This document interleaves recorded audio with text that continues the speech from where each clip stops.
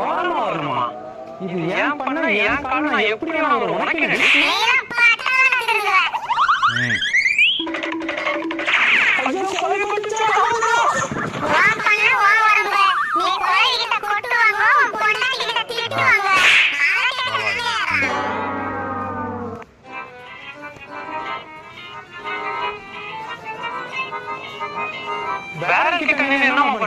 எறும்பு ஊற ஊற கல்லு தேயல எங்க டீச்சர் சொன்னாங்க சப்பா. அதுக்கு ஒரு எறும்பு தண்ணிக்குள்ள விழுந்து ஊறிக்கிட்டு இருக்கு. அதான் கல்லு தேயலான்னு பார்த்துட்டு இருக்கேன்.